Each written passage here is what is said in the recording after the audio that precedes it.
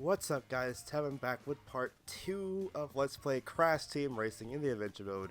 Last time we collected our first true wins and got our first 2 trophies as Crash Bandicoot, and now we are playing as the lovely Coco Bandicoot in this episode. So, the glowing dot over here that you see on the screen, the blue one, signifies where we can now participate in our next race. So let's head on over there and see what it has in store for us at Mystery Caves. Anyway guys, we're at Mystery Caves for the Sanity Beach Area for the trophy race. Oh, there we go. Got our boost. I love most of Coco's voice lines whenever you're passing someone, you get hit by anything or something like that. She is like my favorite Crash Bandicoot character, that being of Crash's younger sister. I feel a lot for video game character sisters, because like it reminds me that much of my own sister, and I see a lot of Coco within my sister, so that's why I tend to have a soft spot for her, because she reminds me of my own sister, because of the way how she, she wants to help Crash and make sure like he's safe and everything, how tech savvy she is, but most importantly how sometimes she tends to heckle her older brother when he's just trying to relax and have a good time, you know. She's like a lot more relatable. I can see her a lot more in my sister than anyone else.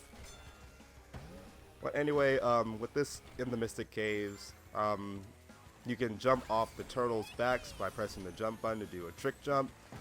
If you do it while their shells are elevated in the air, you will get a higher boost, because the more air you have, the bigger the boost you'll get, while compared to like a lower jump one. So for the most part, like whenever you see a big slope, just jump, see if you get that little boost. It can only help you. But you do want to stay focused, because you could just be coasting by 1 second, and then the next second, like, yeah, you finished it in second place 2 times in a row now, even though you were like winning. Because that one racer can just come out of nowhere. You want to stay focused the whole time. You can get big air like that too. I didn't even think that I was going to even make that, but thankfully I did. But also keep an eye on your turns, study the maps, study the tracks, because all of these races are unfortunately trial and error. Like if you go into it your first time, you're more than likely going to lose on like the later ones. You're going to have to take like multiple practice laps around it just to get a feel for the track, to figure out like the safest method and the more fastest route to victory. Because, it can, like, honestly come out of nowhere where, like, you're in first place for most of the race and then someone just literally zooms it out of nowhere and takes it. Or you can take one turn a little too hard, and that gives second place just enough time to come up and swoop behind the victory from right underneath your lap.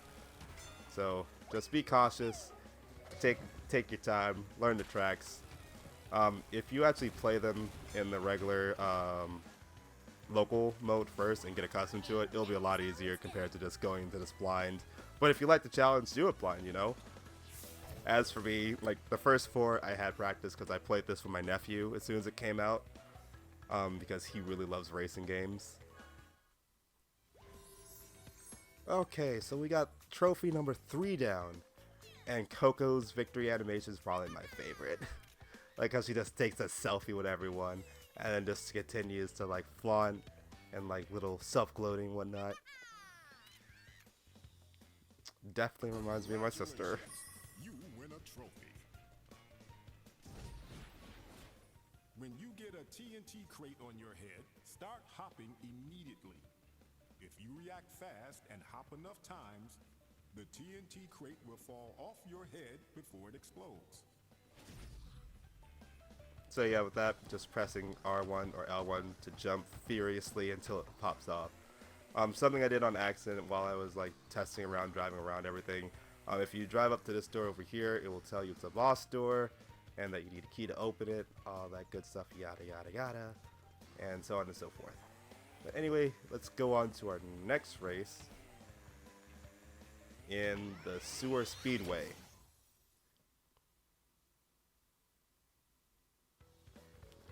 Alright, race number 4, Sewer Speedway. This has a lot of turns that we can really take advantage of boosting with, so boost is going to be your big friend in this one. Alright, get our head start. I think my favorite voice line for Coco when she passes someone is Bandicoot Power. I think that's just so cute when she, like, how she says it. Get out my way, Cortex! Let's drop to everyone else. Oh. Oh, make good use of boosting. Get ahead. Also, be careful of this barrel, which I'm probably going to get hit. Yep, what a surprise! I feel like jumping will help, like, get you reinflated a little faster. Not fully sure though, it just feels like it to me. Toss that behind. And whenever you get the chance, always make use of your boost. So you can get that little extra tip ahead. Also make use of trick jumps again. Because all boost matters. All boost lives matter. Hashtag. Whoop. Get my little shield going on here.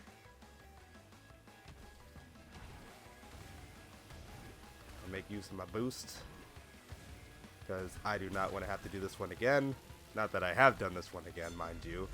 Just after my last race, I don't want to have to constantly be recording me doing the racetracks over and over again and me having to repeat everything I said during that race because I'm going to cut it out now. Ooh, wow, that was close. Oh, that was close too. Almost got hit by the little side of the building there. Thankfully, I avoided it. Come on. A race to victory, place down some traps. If you get like any of the crates, it's more advised to like keep them on you because you never know when a stray rocket will try coming towards you. Not that they're really reliable because they only follow you up to a certain extent and then they just break. Same thing with the bowling bombs, they'll eventually just blow up, so they don't have that much distance to them, but just in case, it is advised to, you know, keep a projectile on you, so you have some cushion in case you are presented with the potential of getting attacked. As far as I'm aware, there is no, like, blue shell type item that can just chase you down the map and just target whoever's in first place. That's what makes this a lot more difficult, because if someone's in first, unless they like screw up royally, they're going to stay in first throughout the rest of the match. Because you are not going to have that many opportunities to beat someone. If you just don't do good from the start, you will not have a chance to catch up later on unless they royally mess up.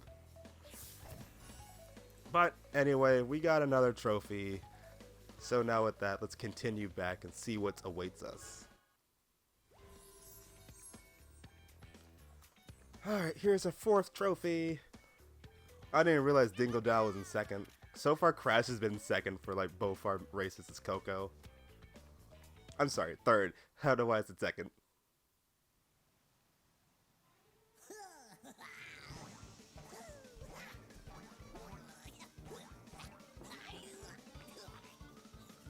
Insane laughs. You crazy enough to race me?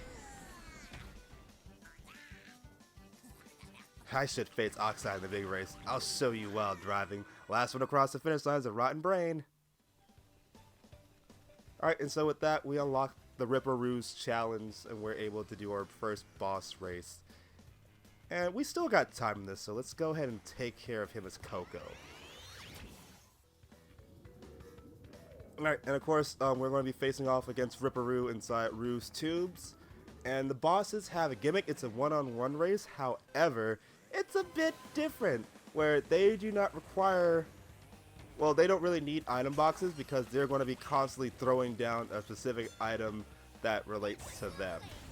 Oh, so in Ripper Roo's case, with his level being highly associated with like TNT and stuff like that, he is constantly throwing down TNT crates as well as Oxide crates, which can disrupt you. If you get ahead of him though, it's a lot easier to get ahead of and avoid, while if you are behind him, you're constantly having to deal with tubes being tossed behind you. He doesn't toss them in front of you if you ever get in front of him. He always tosses them behind. Gosh darn it. And that does slow you down a bit because you're going to have to adjust. Oh my god. Stop. Oh my gosh. This is... I'm still doing it too.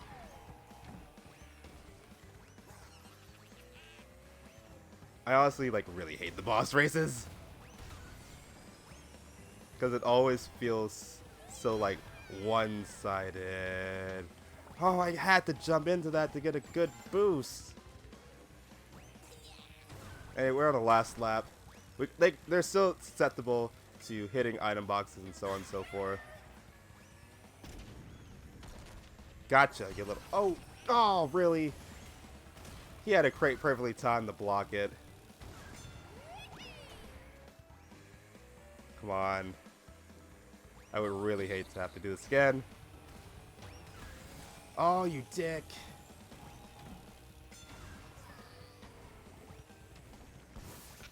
No. Cool. Yes. Yes. Items for the win. Oh, that was so lucky. But you know what? I don't care. I won.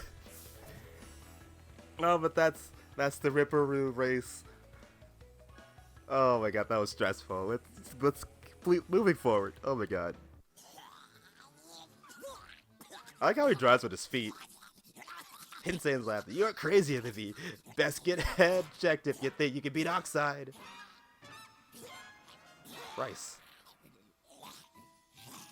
That's disgusting.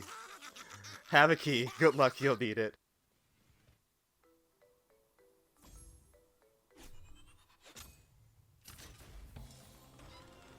Congratulations on opening this new area. Here you will find 4 more tracks to race. Good luck. Cool, and with that, the next area is unlocked for us, as well as the remaining tracks that we have just faced now unlocks us the opportunity to do both CTR races and relic races. The CTR challenge, you race around the track to collect the CTR letters throughout the tracks, and you must collect all 3 and then come in first place in order to get the token, while relic races are a bit more different. Oh, never mind. I remember relic races. You have to collect. Yeah. You can by racing fast and breaking time crates. Each time crate you break will freeze the clock. If you achieve a low enough time, you will be awarded a relic. Yeah, so that. Alright, and with that, guys, that is going to be... Oh, you can press the circle button and do a little horn. Anyway, that's going to be it to today's episode, guys. I hope you all enjoyed, and I will see you guys in the next episode of Crash Team Racing. Take care.